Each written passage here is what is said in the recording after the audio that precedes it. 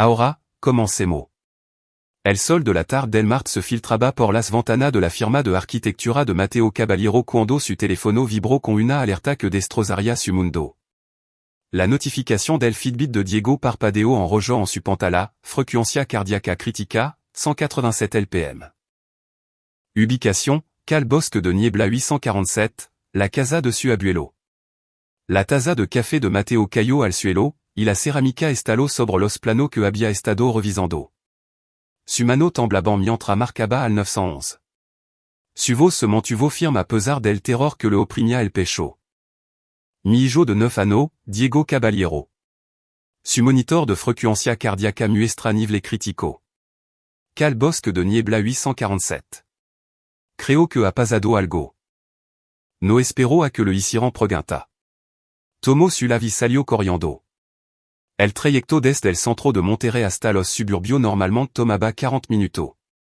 Matteo lo hizo en 23, con su Audi rozando los 190 km/h en la autopista, esquivando el tráfico como un hombre posado. Cada segundo parecía una eternidad. El rostro de Diego pasaba por su mente, su sonrisa simula, la forma en que se subía los lentes cuando se concentraba, las pijamas de Star Wars que había insistido en usar para el desayuno y esa mañana. Por favor, que esté bien. Por favor, que esté bien. Por favor, que esté bien. Matteo había dejado a Diego en la casa de su abuelo Gerardo y esa mañana, como él lo hacía todo los martes. Gerardo Barba había insistido en mantener una relación con su nieto tras la muerte de Ximena hacia 2 años.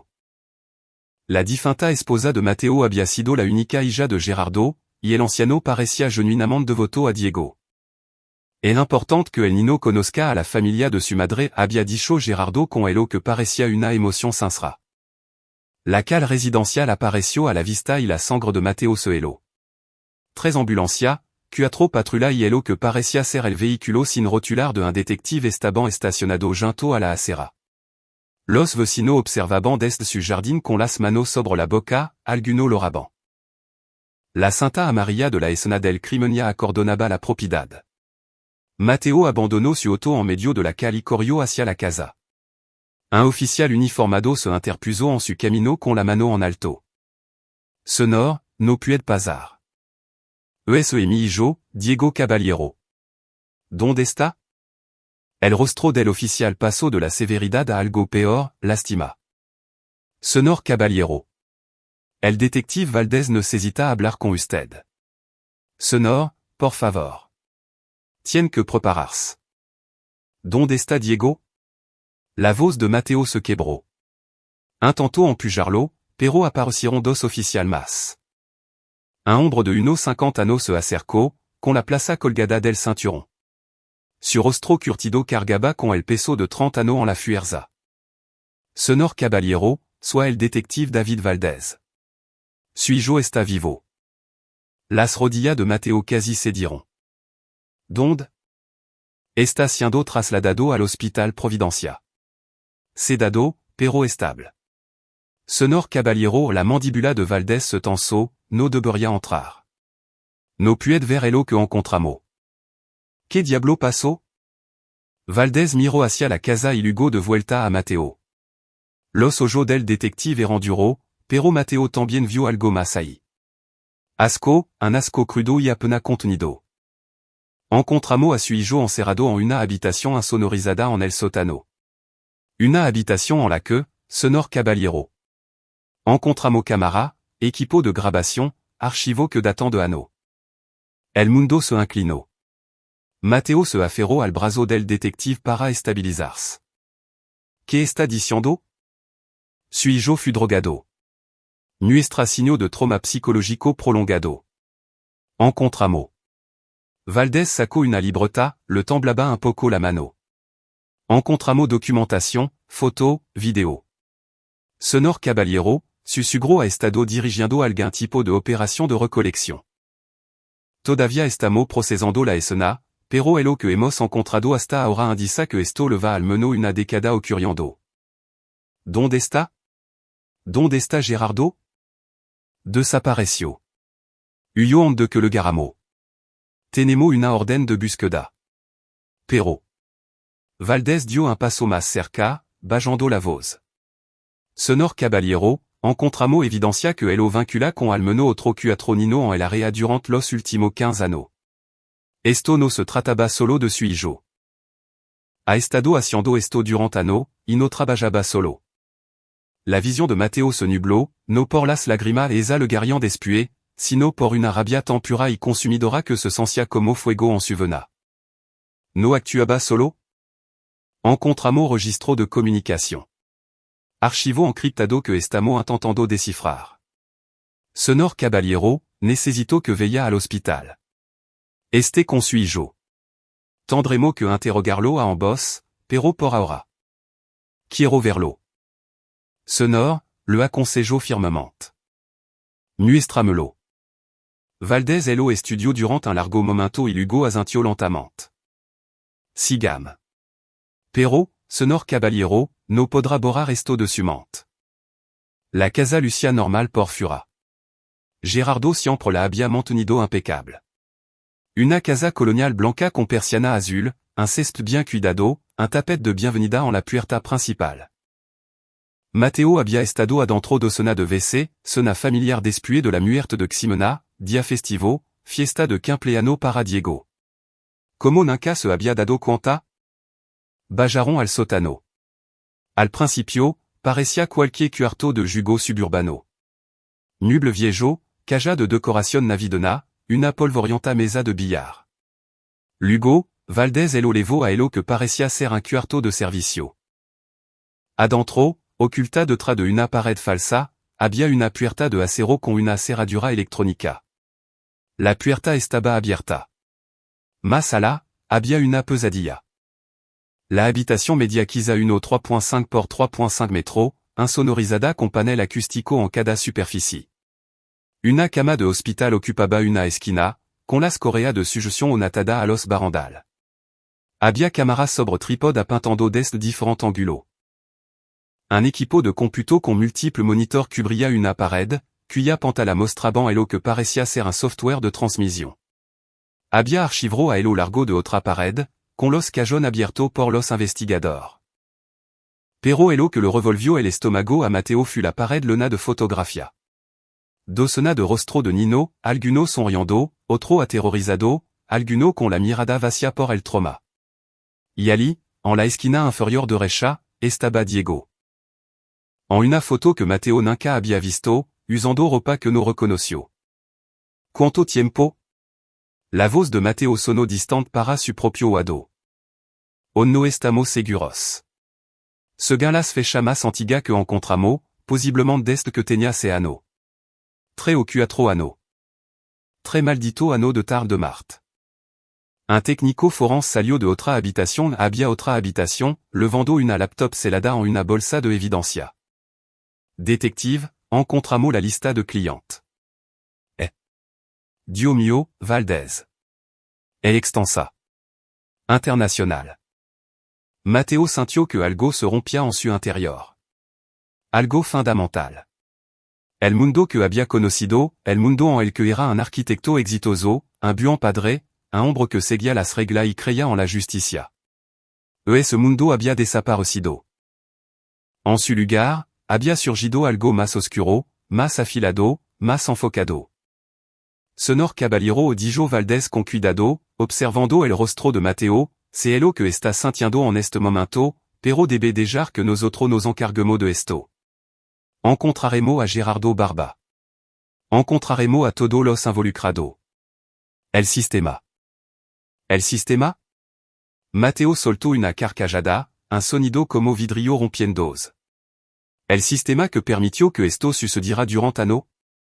El sistema que tiene a vecino, maestro, familiar y amigo que nunca se dieron cuenta. Ese sistema. Mateo se dio la vuelta y salió. Tenía que ver a Diego. Tenía que estar allí cuando su hijo despertara. Pero mientras subía las escaleras del sótano, pasando junto a los marcadores de evidencia y los fotógrafos de la escena del crimen, dejando atrás la vida que creía segura y normal, un pensamiento ardía en su mente con claridad cristalina. Gerardo Barba pagaría. Todo elo harían.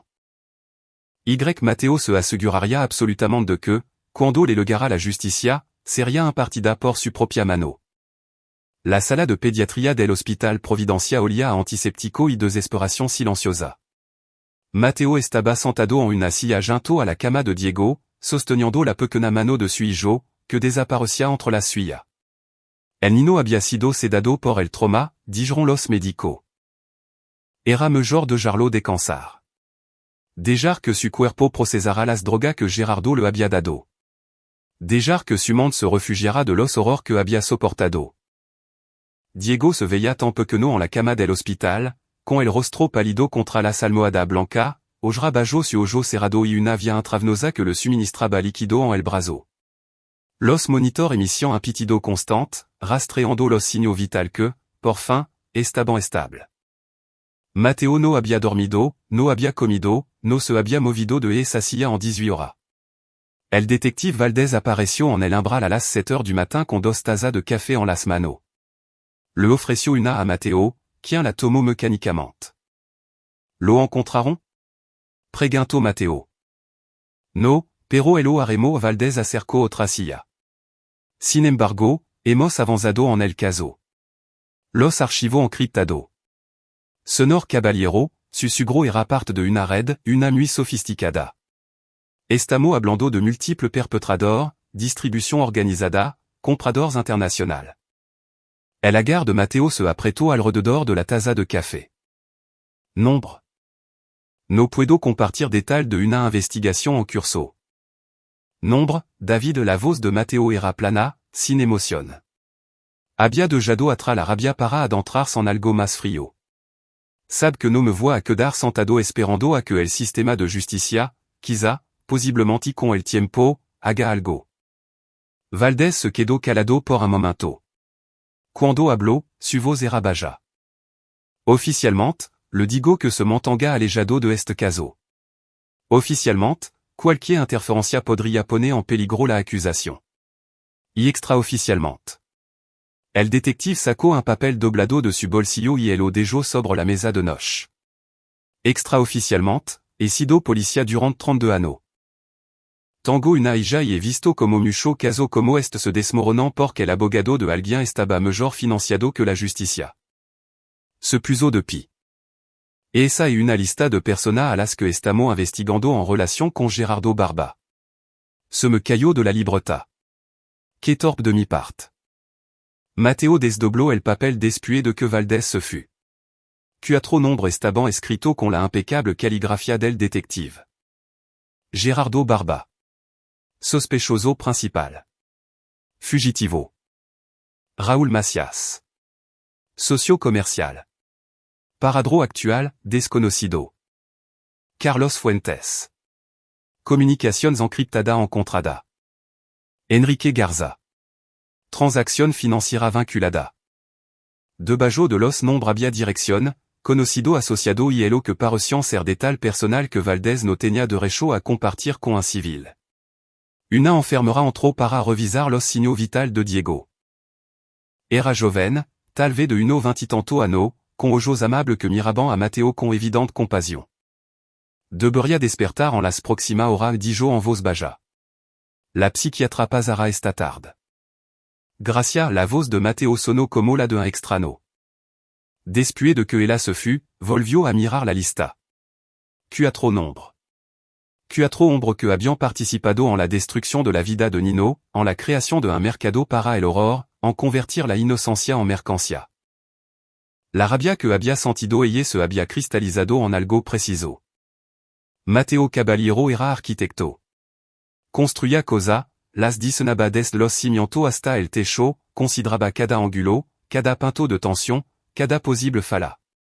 Había pasado 20 años creando estructuras que perdurarían por generación. Ahora, aplicaría esa misma atención meticulosa a la destrucción. Su teléfono vibró. Un mensage de texto de su socio comercial, Hugo Bernal, Mateo, me acabo de entrar el de Diego. Lo que necesite. La oficina está cubierta. Tomad todo el tiempo que requiera.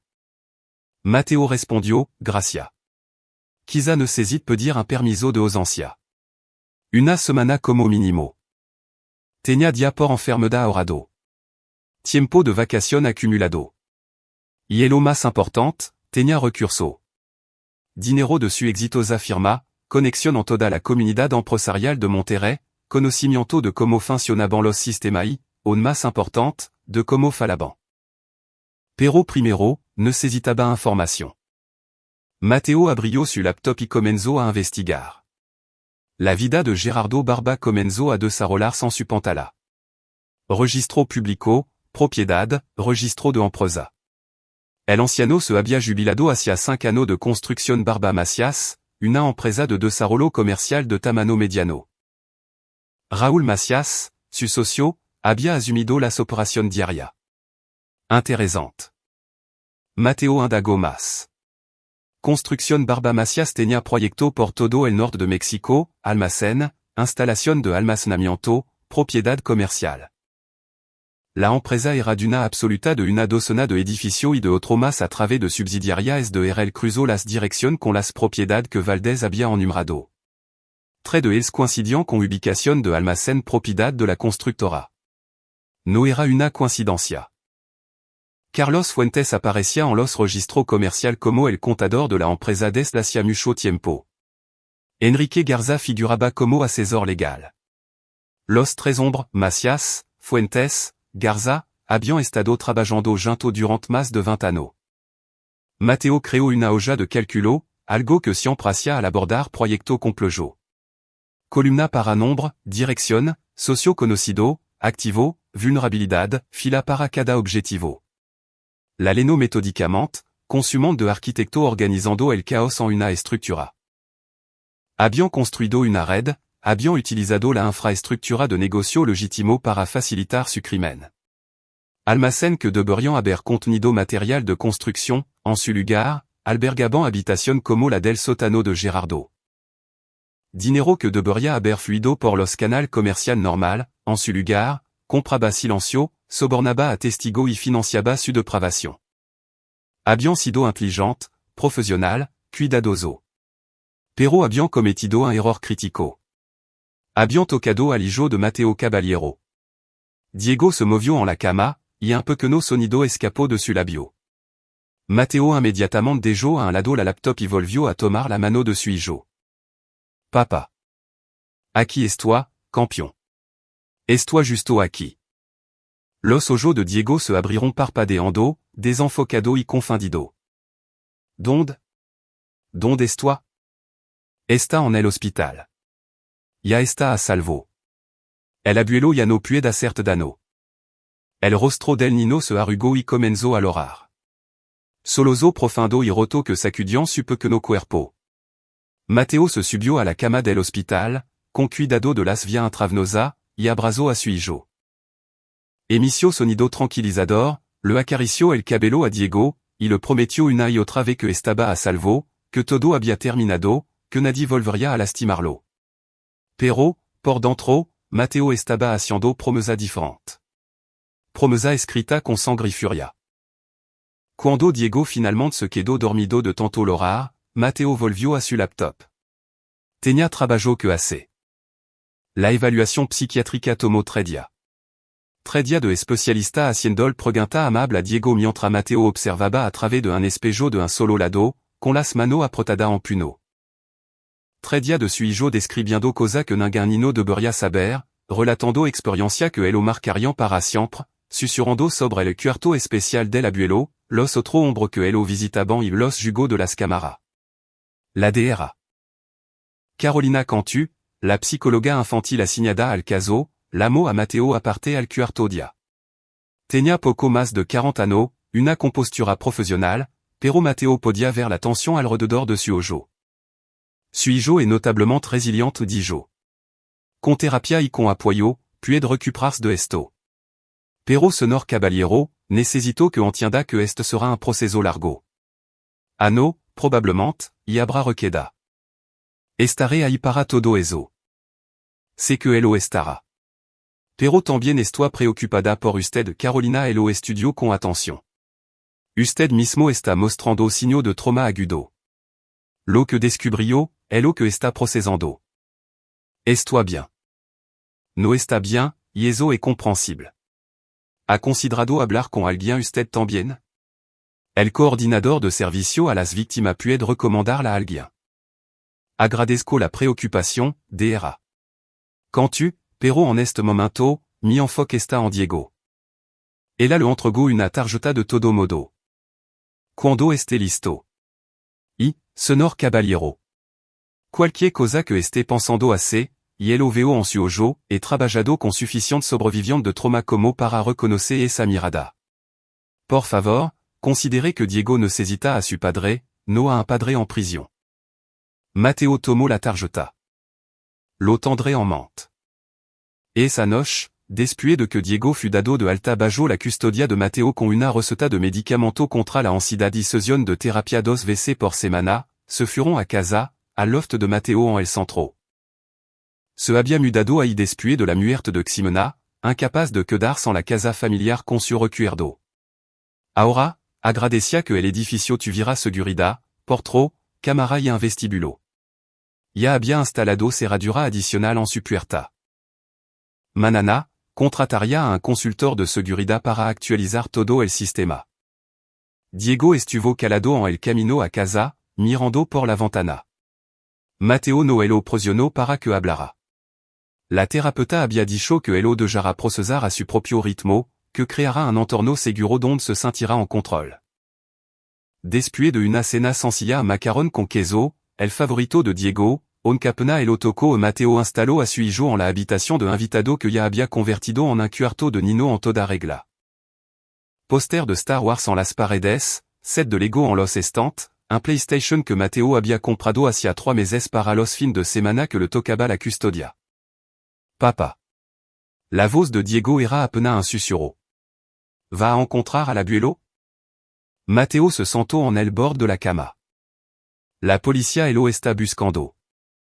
Pero, ¿y tú?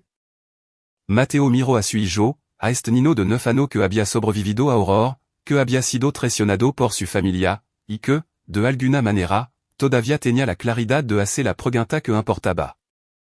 Podría mentir, debería mentir, probablement decir a su hijo que dejará que las autoridades se encargarán, que la justicia prevalecería por los canales adecuados. Que la violencia y la venganza no eran la respuesta. Pero Diego merecía honestidad. S'il dijo Mateo en voz baja. Voy a encontrarlo, y me voy a asegurar de que nunca vuelva a lastimar a nadie. Diego asintió, y parte de la tensión abandonó su pequeño hombro. Que bueno. Después de que Diego se durmió inquietamente, loriqueando de vez en cuando de calmarse, Mateo volvió a su laptop en la mesa de la cocina. Había pasado las últimas 72 horas construyendo un perfil de cada objetivo mientras estaba sentado en la sala de espera del hospital. Gerardo Barba, 68 años, viudo, ejecutivo de construcción jubilado, ex-militar, sin antecedente penal, pilar de la comunidad, voluntario en su iglesia. Todo en su vida pública era una mentira cuidadosamente construida. Paradro actual desconocido, pero Mateo tenía teoría. Raúl Macias, 66 años, socio comercial de Barba durant 30 años, divorciado 2 veces. Una hija adulta, distanciada, vivía en un penthouse en el centro, conducía un Mercedes, un dirigía activamente construcción Barba Macias. Carlos Fuentes, 62 años, contador, casado, tres hijos adultos, vivía en los suburbios, entrenador de las ligas menor de béisbol. En todas las entrevistas con los vecinos lo describían como amable y servicial. La banalidad del mal, pensó Mateo. Enrique Garza, 59 años, abogado, especializado en derecho inmobiliario, socio de un despacho mediano, coleccionista de arte, donaba a organización benéfica para Nino con notable ironía. Los cuatro hombres estaban conectados a través de los negocios. Pero la evidencia de Valdés sugería algo más profundo, una red coordinada con Gerardo en el centro, que había operado durante al menos 15 años sin ser detectada. Mateo abrió una carpeta segura en su laptop. Adentro había archivo que había adquirido por medio menos que legal. Le había pagado a un investigador privado llamado Javier Vélez, un ex-policía que había dejado la fuerza en circunstancia turbia, $85,000 pesos por verificación de antecedentes de talada que iban más allá de los registros públicos. Los archivos revelaban patrón. Compra de propiedad que no teniam sentido comercial, a menos que entendira su verdadero proposito. Transferencia financiera entre empresa fantasma. Registro de communication encriptado que la especialista en tecnología de vele había logrado descifrar parcialmente. Y foto. Dio, las foto. Vele le había advertido, pero Mateo había mirado de todo modo. Necesitaba mirar para comprender completamente a que se enfrentaba. Ahora deseaba no haberlo hecho. Pero también necesitaba la rabia que alimentaban esa imagen. La necesitaba para mantenerse enfocado, para no perder los nervios. Su teléfono sonó. Detective Valdez. Tenemos movimiento dijo el detective sin preámbulo. Alguien accedió a una de las unidades de almacenamiento de Barba en Apodaca hace una hora. Las grabación de seguridad muestran a Raúl Macias. ¿Lo van a arrestar? O no podemos. No tenemos suficiente para una orden de aprehensión, y su abogado lo sacarían ahora de todo modo. Pero lo estamos vigilando, viendo a donde no lo va. ¿Dónde estaba la unidad de almacenamiento? Una pausa. Señor Caballero, no puedo compartir detal operativo. David, ya me diste su nombre. Sabelo que estoy haciendo. O me ayuda o me dis que par, pero no jugue conmigo. Otra pausa. Más larga esta vez.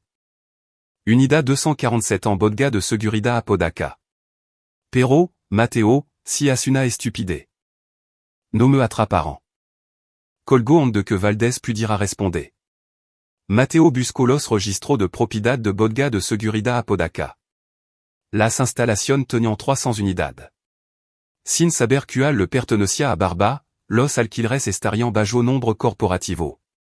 Necesitaría un enfoque diferente. L'amo a Javier Vele. Necesito vigilancia sobre Raúl Macias. 24 horas. Quiero saber a dónde va, con quién se reúne, cada propiedad que visita. Eso e caro, señor Caballero. Estamos hablando de personal las 24 horas, múltiples véhiculos. Pontu precio.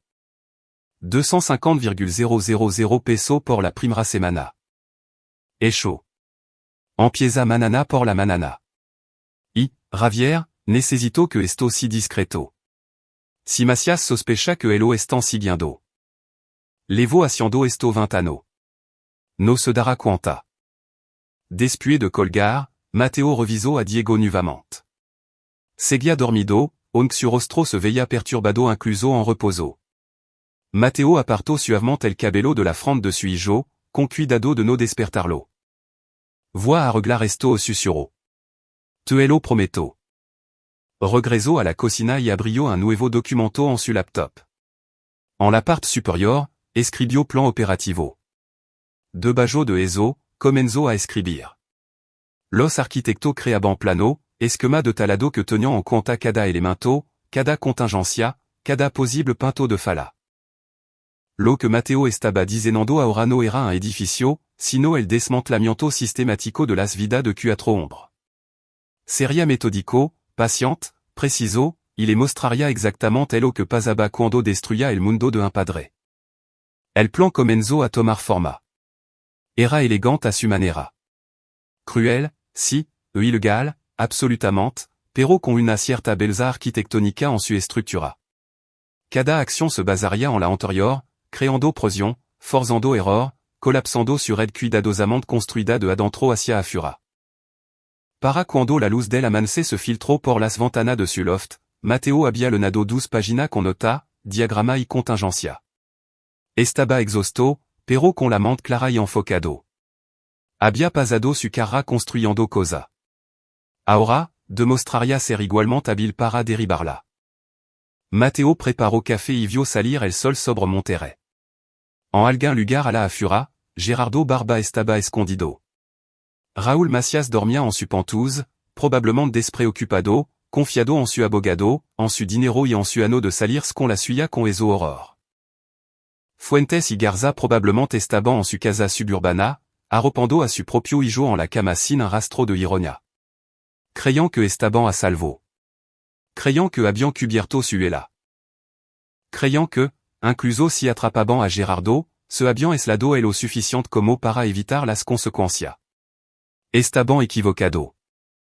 Mateo Caballero siempre había sido bueno para ver los problemas que otro pasaban por alto, para identificar debilidad estructural, para entender cómo podían fallar los sistemas. Durant 20 años, había usado esa habilidad para crear. Ahora, las usaría para destruir.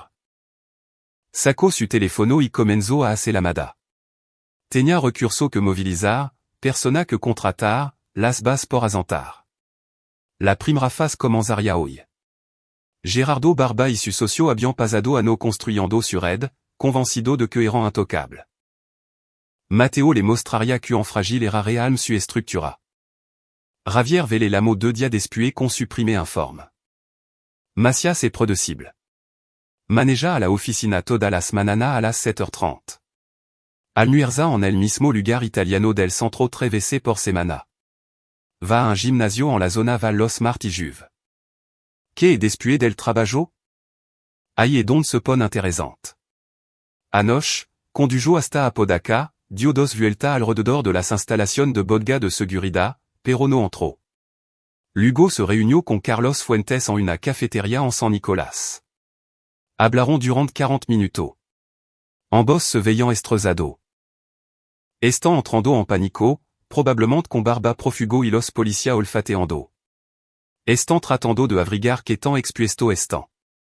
Vélez hizo una pausa. Mateo, levo mucho tiempo haciendo esto. Estos tipos son cuidadosos. Cualquier evidencia que tenga la policía, podría no ser suficiente para que los cargos se mantengan contra Macias y los demás, especialmente si Barba sigue desaparecido. Con eso y con elo que cuento. Mateo ya había pasado a la fase 2 de su plan. Había constituido una empresa fantasma bajo el nombre de Sarolo Sierra Madre es de RL los documentos de constitución en numeraban un agente registrado en Delaware, una dirección corporativa en un servicio de reenvío de correo y un propósito tan genérico que podría significar cualquier cosa. Inversión inmobiliaria y gestión de propiedad. Usando de Sarolo Sierra Madre como fachada, Mateo hizo que la especialista en tecnología de Javier Vélez, una mujer llamada Carla Vargas, que no hacía pregunta y cobraba tarifa premium, creará un expediente exhaustivo sobre construcción Barba Macias, registro financiero, propiedad. Proyecto en curso, lista de clientes, todo. Lo que encontró Carla fut condonatorio. El negocio legítimo de Barba Macias estaba en declive, perdiendo contrato, desengrando dinero, sobreviviendo a base de crédito. Pero su subsidiaria es de RL mostraban flujo de efectivo inusual. Propiedad que no generaban ingreso aparente por alquiler y transacción financiera que no tenían sentido comercial. A menos que entendiera elo que esa propiedad y transacción real respaldaban.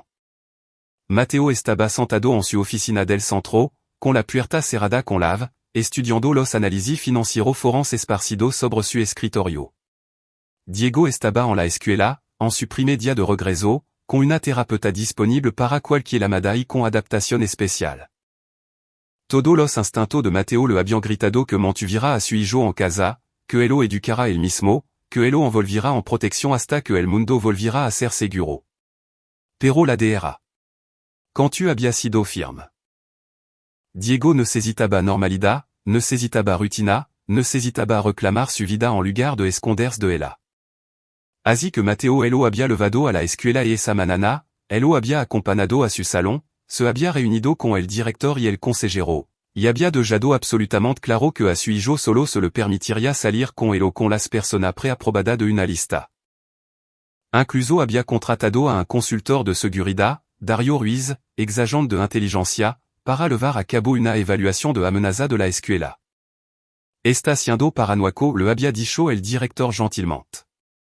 Mi hijo fue aprisionado y agredido durante 3 años por alguien en quien yo confiaba había respondido Mateo, con voz inexpresiva. La paranoia y la respuesta adecuada.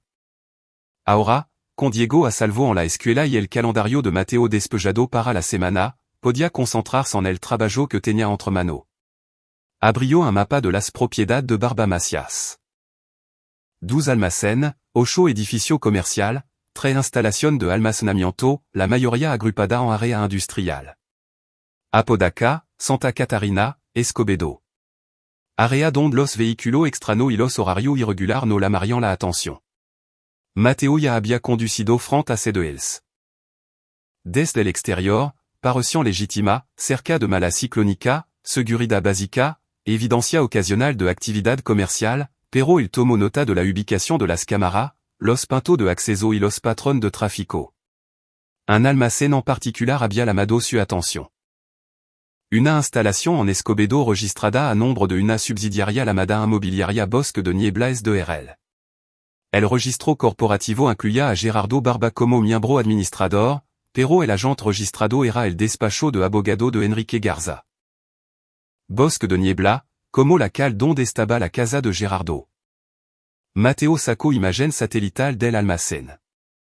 Estaba aislado, rodeado por otro edificio industrial, con un solo camino de acceso. El edificio en sí mediatal ve 1,8 metros cuadrados, de construcción metálica, con cortina de acero enrollable en un lado y una entrada para personal en el otro. Necesitaba saber qué había adentro. Entrar a la fuerza era arriesgado. Cámara de seguridad, alarma, posible testigo. Si lo atrapaban, destruiría cualquier posibilidad de acción legal y probablemente terminaría en prisión, de Jando a Diego sin padre. Pero Mateo no planeaba entrar el mismo. Llamó a Carla Vargas. Necesitó los permisos de construcción y los registros de inspección de una propiedad en Escobedo. Le dio la dirección del almacén de Inmobiliaria Bosque de Niebla. Dame una hora. 45 minutos después, le legó una notificación a su correo electrónico. Carla había conseguido permiso que se remontaban a 10 años atrás. El almacén había sido renovado sustancialmente hacia 5 años. Nuevo sistema de aire acondicionado, mejora eléctrica, modificaciones interior. Los permisos enumeraban como contratista a construcción Barba Macias, por supuesto. Pero lo que captó la atención de Mateo fut un permiso presentado hacia 2 años para una instalación de insonorización para instalación de producción de medio. El contratista registrado era una empresa llamada Solución Acústica Aislada. Mateo investigó a Solución Acústica Aislada, una pequeña empresa especializada en tratamiento acústico para estudio de grabación, cine en casa, sala de podcasting. Y celda insonorizada para depredador. Sintió que su mandíbula se tensaba. Las piezas estaban encajando en su lugar. Gerardo y su red no solo habían utilizado infraestructura existante. La habían construido sistemáticamente utilizando permiso comercial y contratista legítimo para crear su terreno de casa. Su teléfono sonó. Detective Valdez, encontramos algo dijo el detective. La tarjeta de crédito de Barba se usó en una gasolinera en Laredo, Texas, hace 2 días. Nos estamos coordinando con las autoridades texanas. ¿Cree que siga en Laredo? Lo dudó. El tipo es lo bastante inteligente como para saber que podemos rastrear tarjeta de crédito, pero estamos revisando las grabaciones de seguridad, hablando con cualquiera que pudiera haberlo visto. Valdez hizo una pausa. ¿Cómo está Diego? Hoy fut su primer día de regreso en la escuela. Lo está manejando. Qué bueno. Me alegra. Escucha, Mateo, extraoficialmente, estamos armando un caso contra Macias y los demás, pero valento. Los abogados están merodeando. La evidencia está siendo cuestionada y sin Barba para testificar sobre las operaciones de la red. Necesitan más prueba. Lo que necesitamos es que estos tipos cometan un error. Pero están asesorados por abogado y se mantienen calados. Honestamente, nuestra mejor oportunidad es si uno de ellos se pone nervioso e intenta destruir evidencia. Si los atrapamos en el acto, podemos movernos más rápido. Mateo sonrió sin gracia. ¿Y si yo pudiera ayudar con eso, señor caballero? Hipotéticamente, si alguien, digamos, aplicara presión sobre esta red, los hiciera entrar en pánico, los hiciera cometer una imprudencia, sería útil? Un largo silencio. Luego. Hipotéticamente, si alguien hiciera eso, tendría que hacerse con mucho cuidado. Cualquier indicio de trampa o acción ilegal envenenaría todo el caso. ¿Entendido? Y, Mateo, también hipotéticamente, ten cuidado. Son nombre peligroso con mucho que perder. Si sospechant que alguien va traelo fura de los canal oficial, podrian responder de forma agresiva. Con eso quanto. Después de colgar, Mateo revisó de nuevo su plan operativo. La phase 3 estaba a punto de comenzar. Había pasado semana recopilando información, comprendiendo a su objetivo, mapeando su vulnerabilidad. Ahora era el momento de empezar a aplicar presión. Raúl Macias sería el primero. Mateo sacó las fotos de vigilancia que Javier Vélez había proporcionado. Macias en el gimnasio, en su oficina, en su edificio de apartamento. El hombre se movía por la vida con la confianza de alguien que nunca había enfrentado consecuencias real. Incluso con Gerardo Barba prófugo y con una investigación policial en marcha, Macias mantenía su rutina, confiando en que su abogado se encargarían de cualquier problema. Et esa confianza sería su perdición. Mateo abrió una nueva cuenta de correo electrónico, una que Carla había configurado a través de una VPN y con múltiples capas de privacidad. Adjunto varios archivos, registro financiero que mostraban transacciones cuestionables entre Barba Macias y su subsidiaria, registro de propiedad de los almacenes y las fotografías de la habitación insonorizada en el sótano de Gerardo, que Valdez había dejado accidentalmente, en su nota. El asunto decía, el secreto de su socio comercial. La lista de destinatario incluía a las ex-esposas de Macias, a su hija distanciada, a los socios comercial ajeno a la conspiración y a varios periodistas que cubrían delito de cuello blanco en Monterrey. Mateo revisó el correo una vez más y luego borró tres cuarta parte de él. Demasiada información resultaría sospechosa. En su lugar, el mantuvo simple, el socio comercial de Raúl Macias, Gerardo Barba. Et buscado en relation con múltiples cargos de explotación infantil. Los registros suggirant que Macias tenía conocimiento de las actividades levada a cabo en las propiedades de construcción Barba Macias. Ver archivo adjunto. Corto, directo, condatorio. Lo programó para que se enviara en 6 horas, dando el tiempo para preparar la siguiente fase. Porque Macias no solo recibiría un correo electrónico, recibiría un desmantelamiento sistemático de todo lo que había construido. Mateo salió de su oficina y condujo hasta una instalación de almacenamiento al otro lado de la ciudad, una que había alquilado bajo su empresa fantasma. Dentro de la unidad había suministro que había estado acumulando, cámara, equipo de grabación, herramienta que Carla le había proporcionado, y varios artículos que definitivamente eran ilegal. Cargó todo en su automóvil y luego condujo hasta el gimnasio de Macias en la zona aval. Las instalaciones tenían seguridad nocturna, pero su cámara tenía punto ciego. Mateo había vigilado el lugar 2 veces. Estacionó en un garage cercano y caminó hacia el gimnasio levando una pequeña bolsa de lona.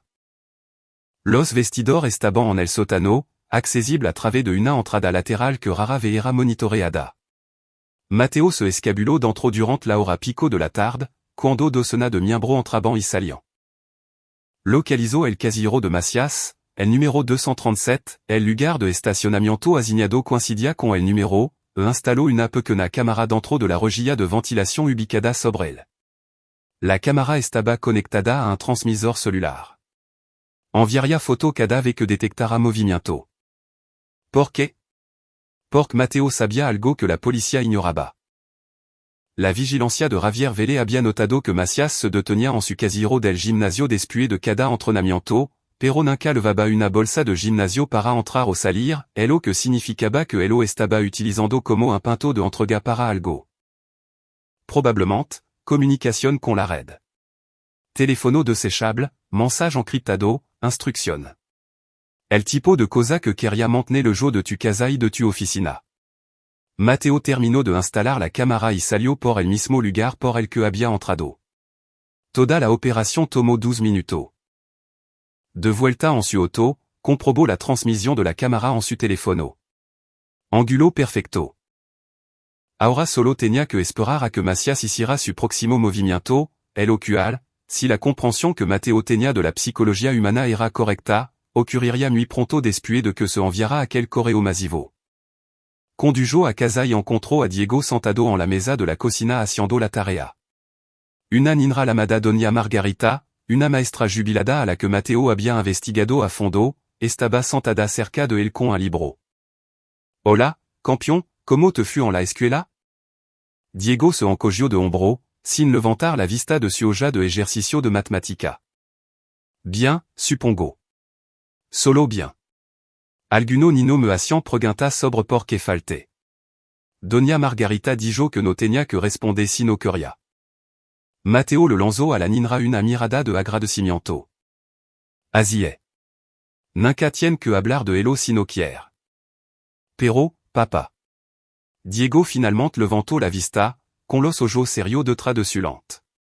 Creo que quiero hablar de hello. Digo, la dera. Quand tu dais que guardar secreto e hello que hello en peoro. El abuelo siempre decía que tenía que ser un secreto. Mateo apartó una silla y se sentó. Entonces, háblalo. Lo que sí que te sienta cómodo compartiendo, te escucho. Y así, Diego habló.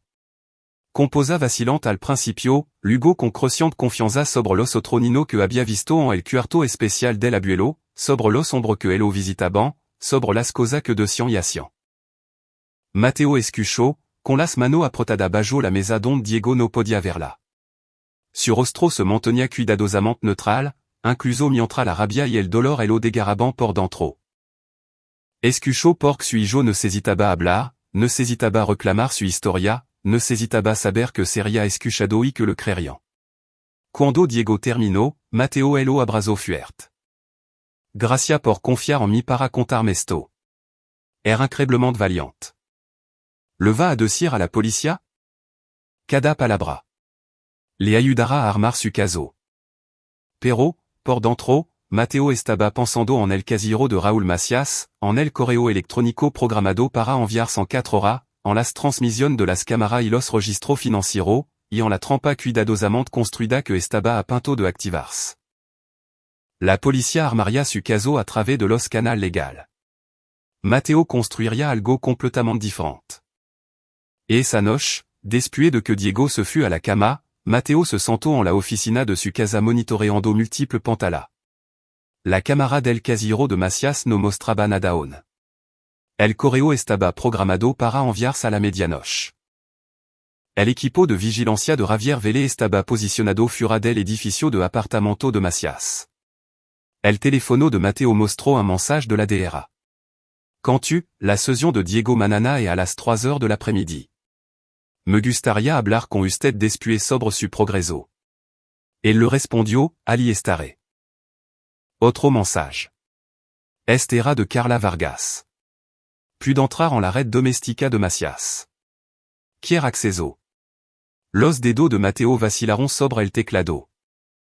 Acquire la red doméstica de alguien era ilegal, contaminaría cualquier evidencia encontrada y podría destruir la investigación legítima, pero también no diría exactamente que estaba ocultando Macias.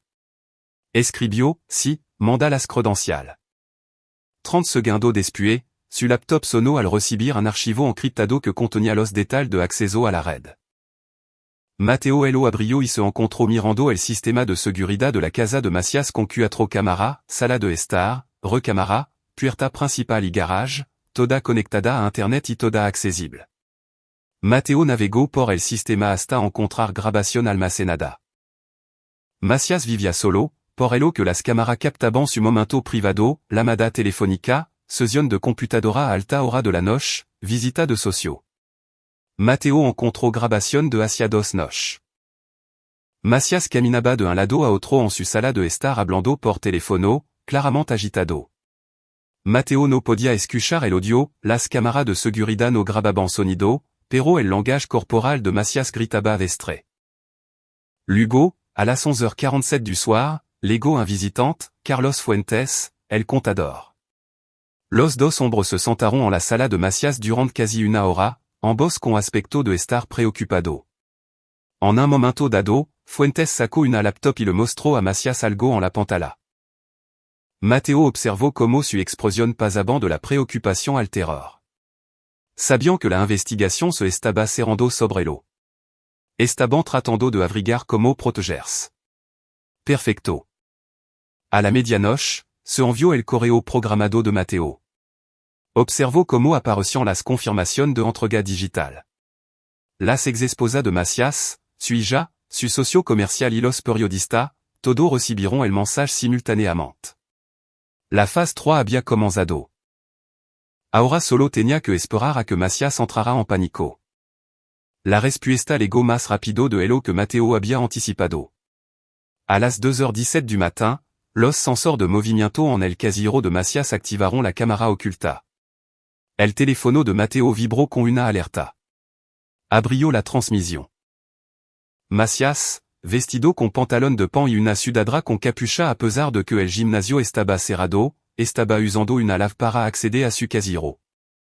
Sacó un teléfono desechable, tecleó frenéticamente, luego lo volvió a guardar y se fut. 10 minutos después, l'amour había velé. Macias acaba de salir de su edificio a toda prisa, conduciendo como si lo estuvieran siguiendo. ¿Dónde no quiere? M'entendre sobre él. Quiero saber a dónde va. Mateo rastreó la ruta de Macias a través del localizador GPS que Carla había plantado en su Mercedes hacia 2 días. El automóvil se dirigía hacia el este, saliendo del centro de la ciudad rumbo a Apodaca, hacia las instalaciones de almacenamiento donde Valdés lo había visto antes. Mateo agarró su lave. Los sigo. Mala Heidi, señor caballero. Si Macias lo ve. No lo hará. Estoy a 20 minutos de distancia y m'entendré mi distancia. Le dejó una nota a doña Margarita, que dormía en la habitación de invitado, y condujo hacia Apodaca. Su teléfono mostró que el auto de Macias entraba en bodega de seguridad. Mateo se estacionó a 2 cuadras de distancia y esperó. A las 3h05 du matin, el auto de Macias salió de las instalaciones, dirigiéndose ahora hacia Escobedo, hacia el almacén de inmobiliaria Bosque de Niebla. El pulso de Mateo se aceleró. Este era el momento. Macias estaba revisando su activo, probablemente moviendo o destruyendo evidencia. El correo electrónico había logrado exactamente lo que Mateo pretendía, pánico. Llamó al detective Valdés. Raúl Macias se dirige a un almacén en Escobedo. Boulevard Industrial 3472. Si quiere atraparlo haciendo algo ilegal, esta es su oportunidad. La voz de Valdés sonaba adormilada pero alerta. ¿Cómo sabes esto? ¿Importa? Tien quizá 15 minutos antes de que entre salga. Mateo, si usted está ahí. No estoy ni cerca de ahí una mentira, pero que Mateo dijo de manera convincente. Estoy en casa con mi hijo. Solo le paso información que resulta que recibí. Una pausa. Entonces quedes en casa.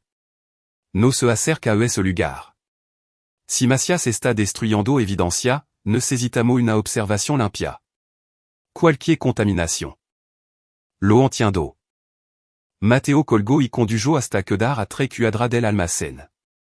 Estacionó en un lot baldio detrás de un edificio abandonado, lo que le dio una línea de visión hacia las instalaciones mientras permanecía oculto. El Mercedes de Macias estaba afuera del almacén. Las luces estaban encendidas dentro del edificio. 15 minutos después, múltiples vehículos policiales se acercaron sin sirena con las luces apagadas. Mateo observó a través de uno binocular como los oficiales rodeaban el edificio. Valdés bajó de un auto sin rotular y coordinó la operación. Esperaron. Macias estuvo adentro durante otros 20 minutos antes de salir con 2 cajas grandes. Las cargó en su cajuela, se dio vuelta hacia la puerta de su auto y se encontró frente a ses policías con las armas de sans fin dada. Incluso a 3 cuadras de distancia, Mateo pudo ver como el rostro de Macias se ponía blanco. El arresto fut limpio, profesional. Macias fut esposado y puesto en una patrulla. Uno oficial entraron al almacén mientras otro registraban el vehículo de Macias. Mateo se permitió una pequeña sonrisa. Faltaba uno menos. Pero esto era solo el comienzo. Condujo a casa y llegó a las 5h30 du matin, mientras el amant se despintaba sobre Monterrey. Doña Margarita estaba en la cocina preparando café, con aspecto preocupado. ¿Todo bien, señor caballero? Si, solo tuve que encargarme de uno asunto urgente. Gracias por quedarse. Después de que ella se fut, Mateo revisó las noticias en su laptop. Nada todavía. Demasiado temprano para que la prensa tuviera la historia. Pero para la tarde, el arresto de Raúl Macias sería de conocimiento público, y Carlos Fuentes y Enrique Garza sabrían que ello eran los siguientes. Mateo preparó el desayuno mientras Diego entraba a la cocina tropezando, frotando el sueno de los ojos. Suijo se veía mejor que hacía una semana. Todavía atormentado, todavía retredo, pero sanando un peu que no incrementó. Buenos días, campeón. Hot cake. Podemos comer waffle mejor? Waffle serrant. Comirons juntos. Diego charlaba sobre un proyecto de ciencia en el que estaba trabajando, algo sobre volcán. Una conversación normal. Una manana normal. El tipo de momento que Mateo había temido que nunca volverían a tener. Por esto estaba haciendo lo que hacía. No solo por venganza, aunque eso era parte de ello. Sino para recuperar la normalidad, para mostrar la suijo que los depredadores podían ser detenidos, que la justicia, la verdadera justicia, era posible. Su teléfono vibró. Un mensaje de texto de Valdez. Macias está hablando, intentando llegar a un acuerdo, soltando nombre. Mateo respondió, incluyendo a Fuentes y Garza. Y otro más. Esto es más grande de lo que pensábamos. Mateo escribió, que bueno. Mateo eliminó el hilo de mensajes de texto y se concentró en el desayuno con su hijo. La siguiente fase podía esperar una hora, pero, para el mediodía, Carlos Fuentes descubriría que su vida cuidadosamente construida estaba a punto de colapsar, y no tendría ni idea de quién estaba moviendo los hilos. Carlos Fuentes había entrenado en las ligas menor durant 12 años. Cada primavera, era voluntario en la organización local de béisbol infantil, enseñando a niños de 8 años a lanzar bola curva y a deslizarse hacia la segunda base. Los padres lo adoraban. Los niños confiaban en él. El ocual, reflexionó Mateo, era exactamente el punto.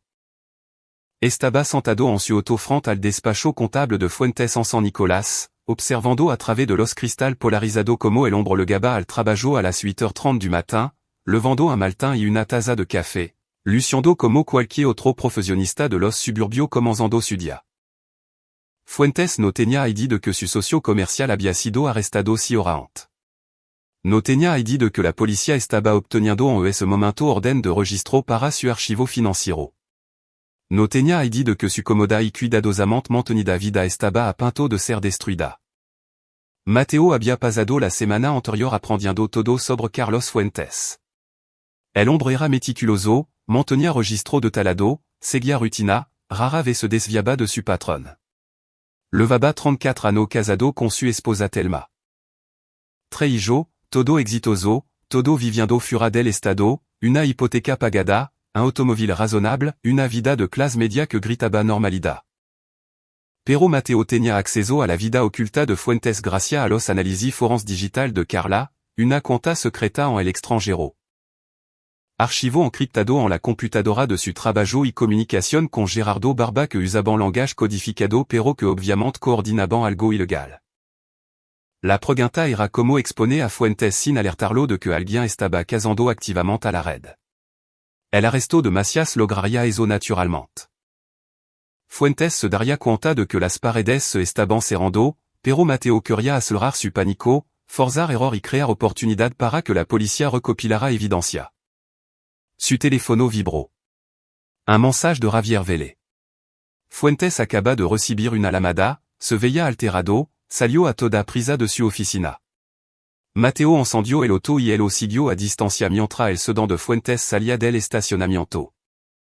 El contador conducía de forma errática, se pasó un semáforo en amarillo y se cruzó de carril. Definitivamente estaba entrando en pánico.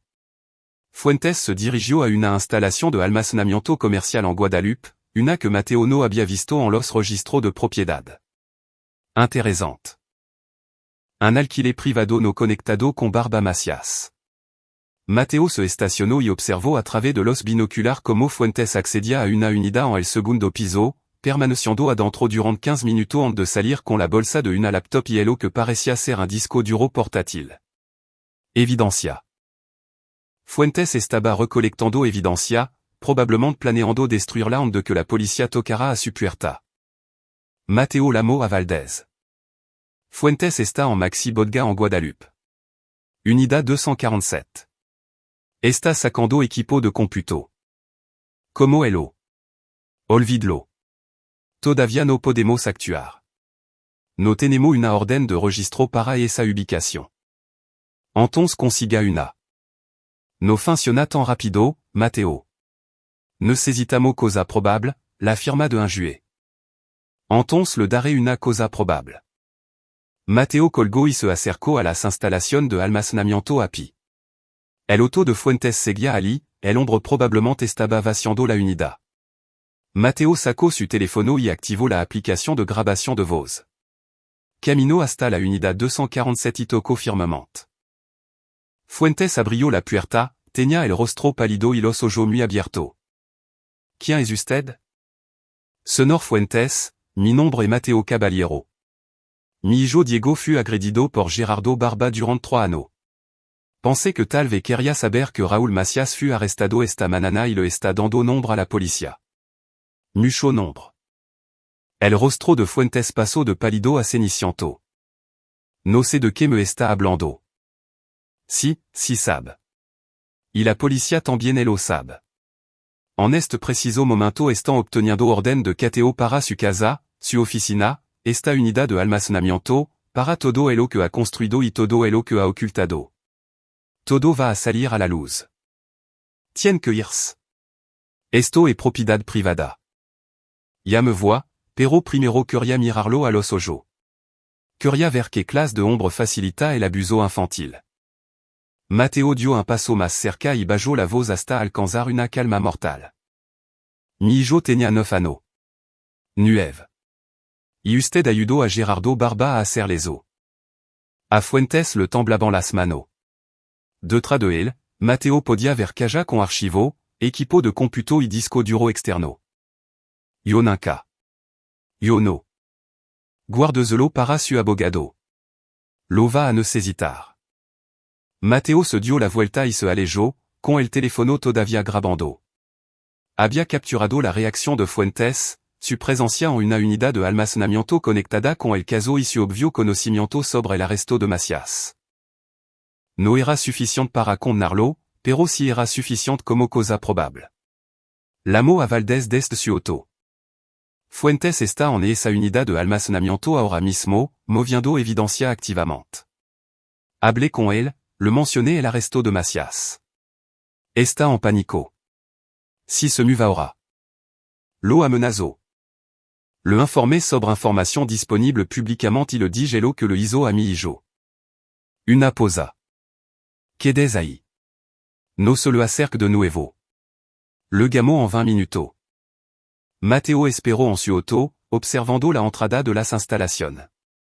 Fuentes apareció 12 minutos después con los brazos llenos de caja, cargándola frenéticamente en su automóvil.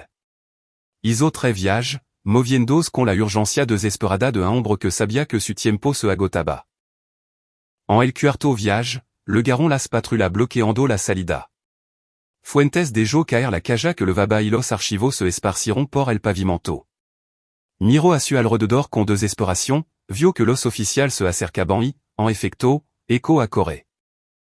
Un contador de 62 años en zapato de vestir corriendo por el estacionamiento como si tuviera alguna posibilidad de escapar. Lo taclieron después de 45 metros. Mateo lo observó todo desde su auto, sin sentir más que una fría satisfacción. Domeno, falta bando. Su teléfono sonó. La DRA. Quand tu. Señor Caballero, quería comunicarme de la sesión de Diego de esta tarde. ¿Cómo está? Mateo forzó su voz para que sonara como algo parecido a la normalidad. Mejor cada día.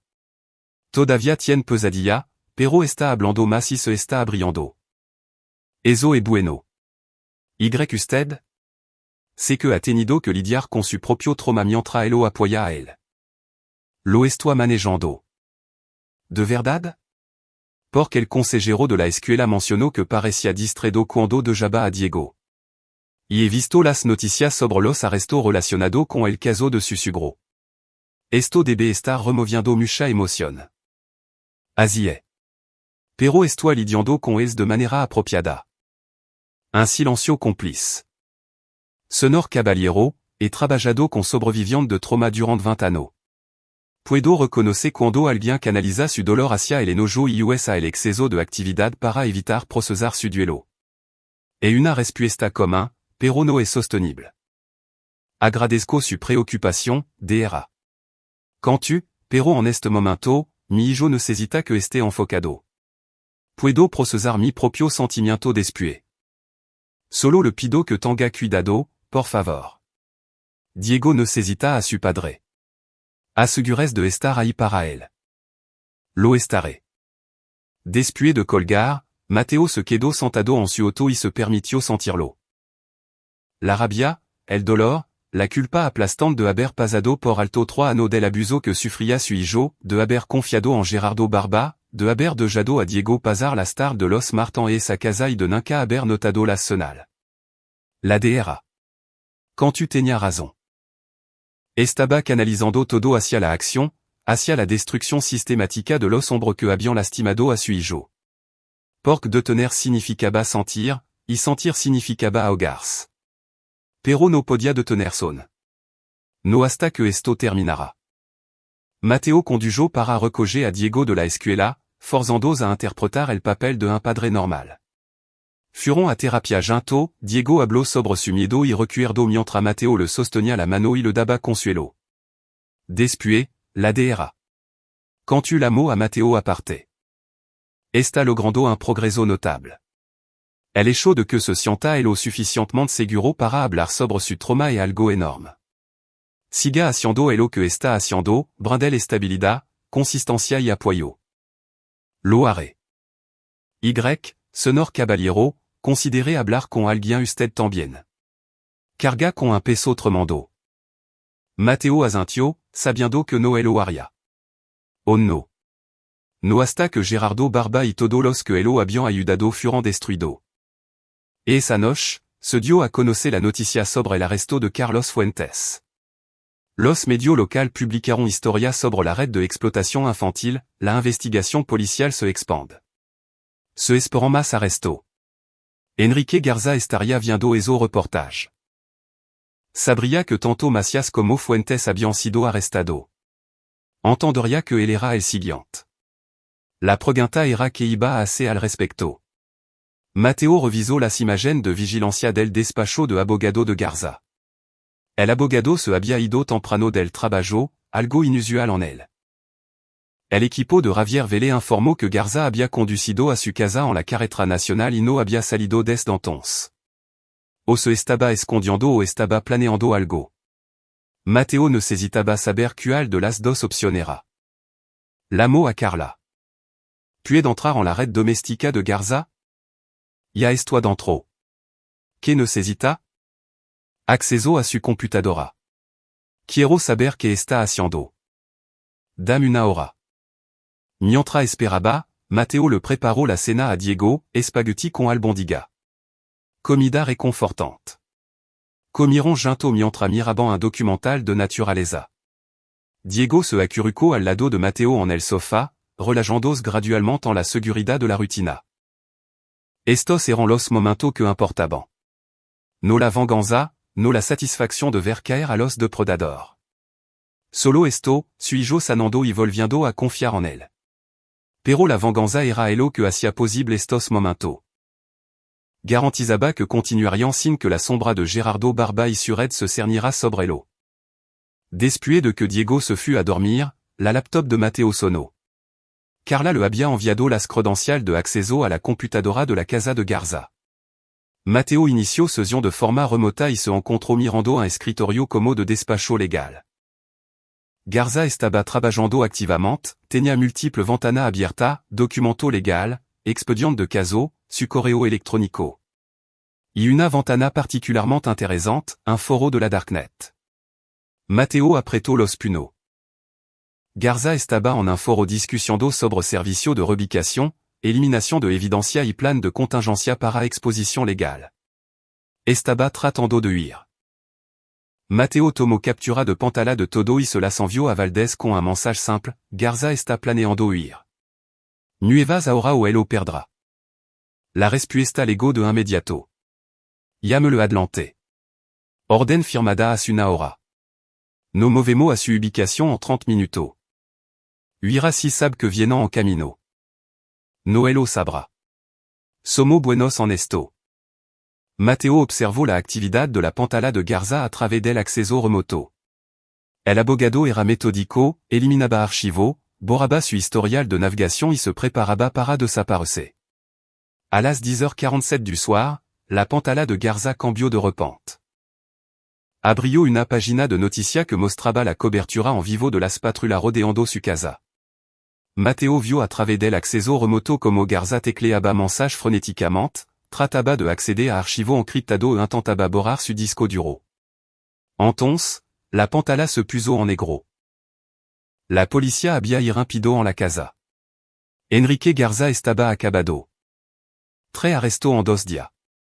La red estaba colapsando más rápido de lo que Mateo había previsto. Macias estaba hablando y revelando detalles.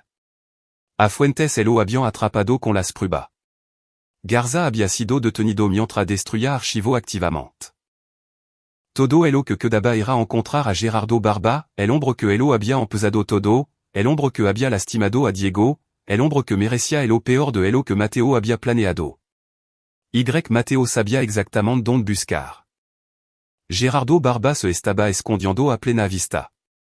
Mateo lo había descubierto hacia 3 días, pero había esperado, dejando que la policía persiguiera Caljon sin salida mientras él preparaba la fase final.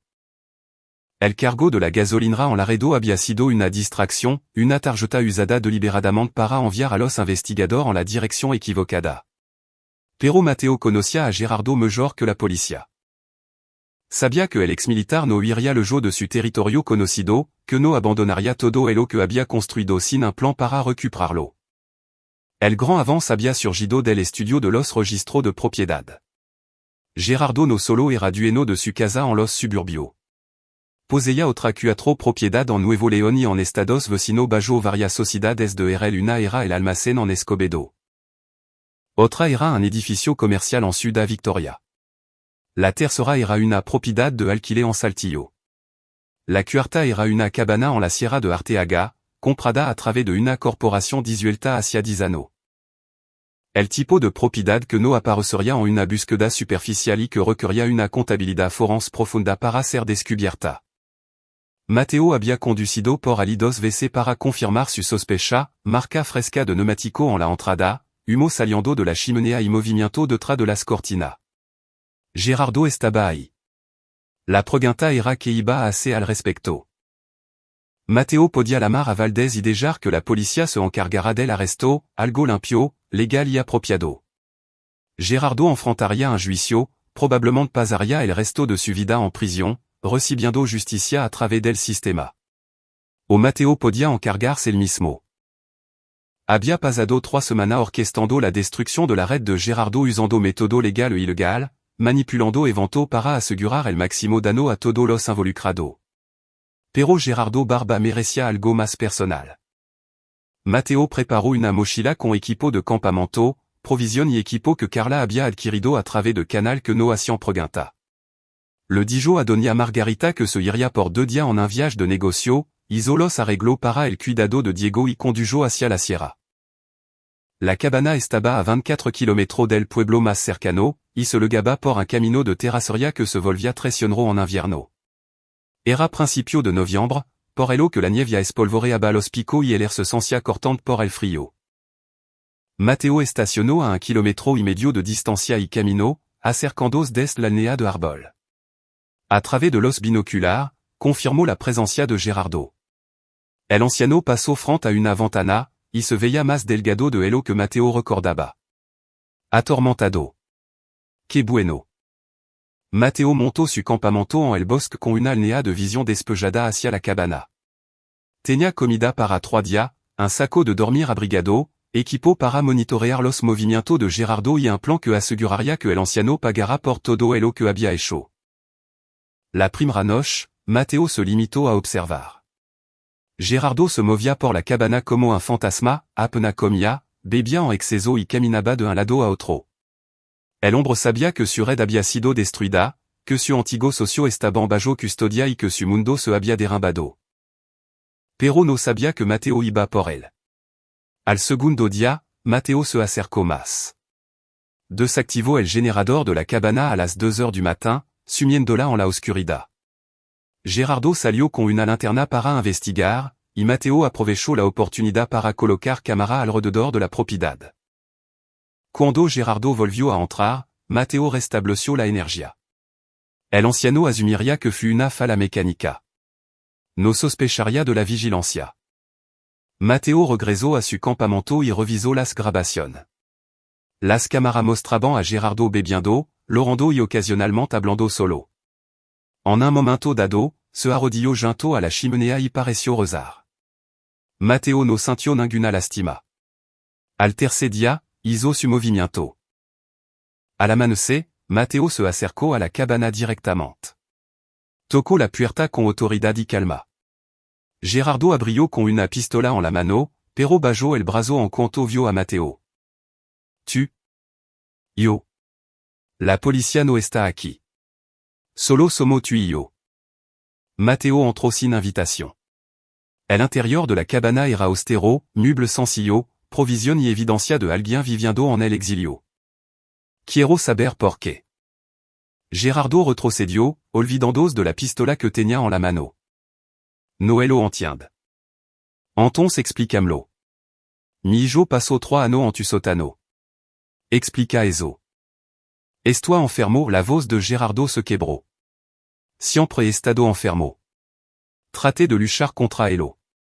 Traté de ser normal, pero no lo fuiste. Te dejaste levar. Lastimaste a Nino. Construiste una red para facilitar el abuso. Convertiste la vida de mi hijo en una pesadilla.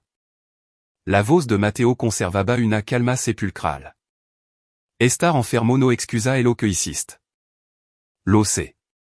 Lo sé. Yo nunca quise. Gerardo se dejó caer en una silla, y la pistola aflojó en su agar. Después de que Ximena murió, cuando me dejaste pasar tiempo con Diego, pensé que tal vez podría ser mejor. Pensé que solo podría ser un abuelo. Pero entonces los impulsos regresaron y no pude. Basta. Las manos de Mateo se apretaron. No me diga que no pudiste controlarlo. Lo planeaste. Construiste esa habitación. Instalaste cámara. Te coordinaste con Macías, con Fuentes y con Garza. Tu tomaste decisión. Gerardo levantó la vista y las lágrimas corrieron por su rostro. Lo siento. Dio, lo siento muchísimo. Si pudiera deshacerlo. No puede. Y un lo siento o no arregla lo que rompiste. Mateo sacó su teléfono y le mostró una foto a Gerardo.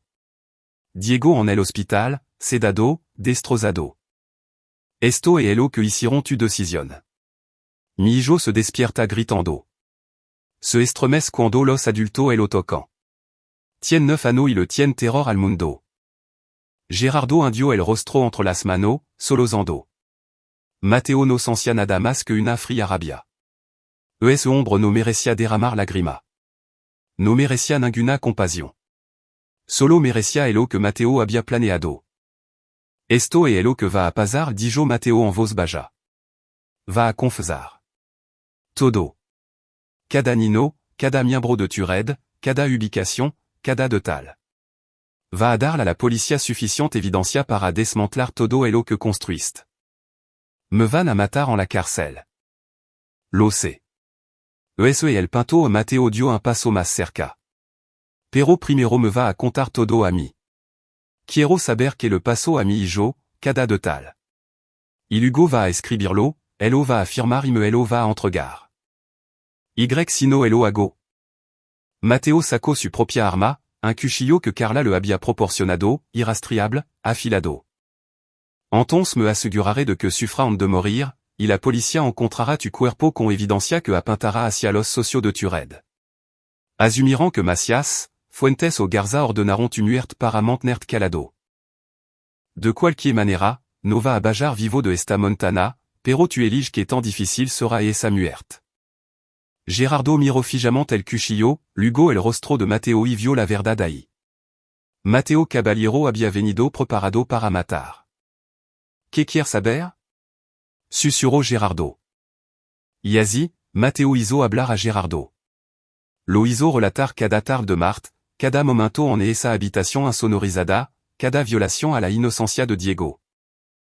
Matteo lo grabó todo en su teléfono con el rostro inexpresivo, incluso cuando Gerardo describía horror que perseguirían a Matteo para siempre. Cuando Gerardo terminó, tembloroso y enfermo, Matteo le entregó papel y bolígrafo. Escriblo, todo. Firmalo. Le tomo 4 horas. Gerardo llenó 18 páginas con détails meticuloso, nombre, fecha, ubicación, transacción financiera, otra víctima. Una olla de ruta para destruir el que quedaba de la red. Cuando terminó, Matteo tomó la confusión y la leyó cuidadosamente. Estaba completa. Lo suficientemente condonatoria como para asegurar que todos los involucrados recibirán una sentencia. Y ahora que? Preguntó Gerardo con una voz hueca. Matteo sacó su teléfono y marcó al detective Valdez. Tango a Gerardo Barba y dijo cuando el detective contestó. Cabana en la Sierra de Arteaga, a 24 km al este del campamento estatal. Está desarmado y listo para entregarse. Y tango una confusión completa por escrito. Matteo, ¿qué fue lo que hizo? Lo que tenía que hacerse. Legaki ont de que cambi de opinion sobre de Jarlo vivir. Matteo colgó y se sentó frente a Gerardo. La confusión estaba en medio de Elo, y Matteo on sostenía el cuchillo en la mano. Se quedaron sentados en silencio durant 30 minutos. Matteo miraba a Gerardo con ojo frío. Gerardo temblaba y estaba roto. Finalmente, Gerardo habló. Va a matarme en de que le gant? Matteo lo consideró. Real me lo consideró. Qué fácil sería clavar ese cuchillo en el pecho de Gerardo. Ver cómo la vida abandonaba los ojos del hombre que había destruido la infancia de su hijo, cobrarse una venganza directa y definitiva. No dijo finalmente. Porque eso sería tener piedad. Va a vivir lo suficiente como para enfrentar el juicio. Lo suficiente para escuchar a las víctimas testificar. Lo suficiente para ver cómo cada detalle de tu crimen se hace público. Lo suficiente como para ver a todas las personas que te importaban entrarse de lo que realmeras. Matteo se inclinó hacia adelante. Y Lugo va a ir a prisión, donde los otros reclusos sabrán exactamente lo que le hiciste a Esonino. Y, como si que elo decidan manejar esa información. Bueno, eso e entre lo y tu. Gerardo cerró los ojos y nueva lágrima corrieron por su mejilla curtida. Las sirnas de la policía resonaron en las montanas 35 minutos después. Matteo salió mientras múltiples vehículos rodeaban la cabana y los oficiales bajaban con las armas de sans fin dada. Valdez estaba entre elo, tenía el rostro tenso por el enojo y por algo más, un respeto renuante. Está adentro dijo Matteo, entregando el cuchillo y la confusión. Desarmado, sumiso, listo para entregarse. Todo lo que necesita está en eso papel. Pudo haber hecho que lo mataran dijo Valdez. Pero no lo hizo. Pudo haber contaminado el caso y hace que la evidencia fuera inadmisible. Pero no lo hizo. Matteo miró al detective a los ojos. Confesó voluntariamente, lo escribió todo y lo firmó. Sin coerción, sin amenaza. Solo un abuelo dando l'explicación a un padre. Valdez estudió a Matteo durant un largo momento, luego tomó la confusión y leyó la primera página. Su rostro se oscureció. Cristo. Eso es solo el principio. Espera que lega las partes sobre las otra víctima. Los oficiales sacaron a Gerardo esposado. El anciano miró a Matteo al pasar, pero Matteo apartó la mirada. Ya había visto suficiente de Gerardo Barba. No necesitaba dar ni un segundo más de su atención. Necesitaremos su declaración dijo Valdez. Un relato completo de cómo lo encontró. Y de qué fue lo que se dijo. Manana. Ahora mismo necesito volver a casa con mi hijo. Matteo condujo Montana abajo mientras el sol se ponía sobre Nuevo León. Su teléfono estaba lleno de grabación, y su conciencia estaba tranquila. Había hecho lo que tenía que hacerse. Diego estaba a salvo. La red estaba destruida. La justicia, a su manera, había sido servida. Cuando llegó a casa, Diego elo estaba esperando, habiendo convencido a doña Margarita de que elo dejara quedarse despierto. En contraste à la buelo? Preguntó su hijo en voz baja. Si. La policía ya elo tiene. Va a ir à la cárcel por el resto de su vida. Diego asintió, y parte de la tensión abandonó su pequeño hombro. Que bueno. Se sentaron junto en el sofá. Diego se acurrucó al lado de Mateo y vieron caricatura hasta que el niño se quedó dormido. Mateo elo cargó hasta la cama, elo arropó y se quedó observando a su hijo respirar en la oscuridad. Todo había terminado. Los arrestó le variant a juicio. Macías, Fuentes y Garza ya estaban cooperando y delatando más nombre. La red estaba siendo desmantelada pieza por pieza.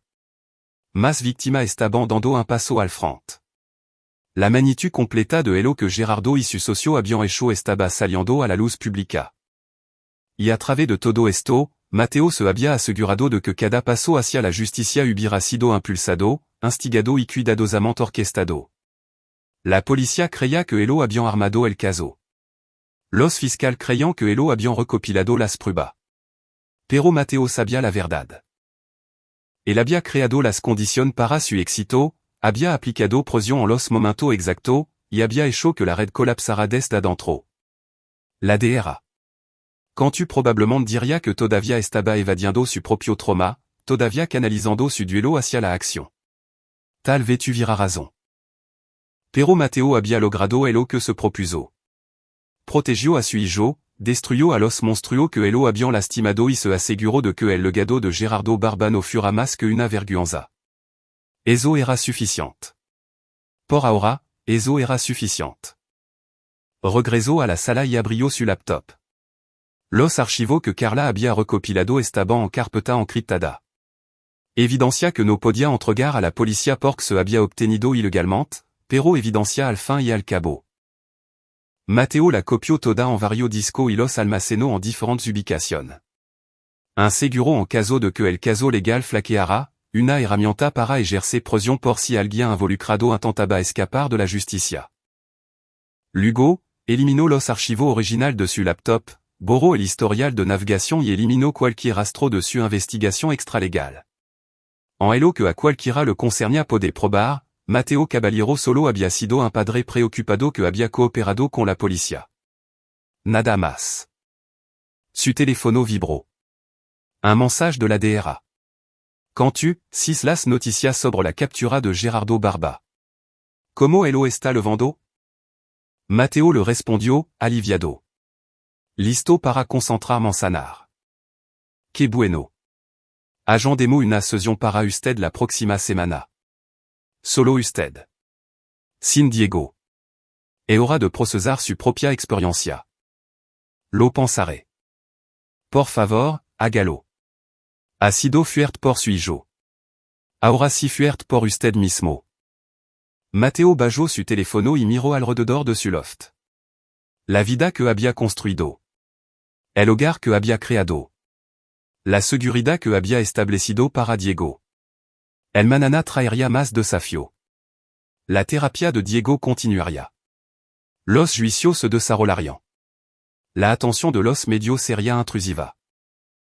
El proceso de sanación sería largo y difícil.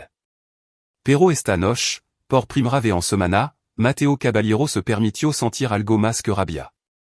Sintió esperanza. Y en la recámara al final del pasillo, su hijo dormía plácidamente, por fin a salvo, por fin libre. Eso era justicia suficiente. Aquí es donde nuestra historia llega a su fin. Comparte lo que piensa en la sección de comentarios. Gracias por tu tiempo. Si disfrutaste de esta historia, por favor, suscríbete a este canal. Haz clic en el video que ves en pantalla y nos vemos en el próximo.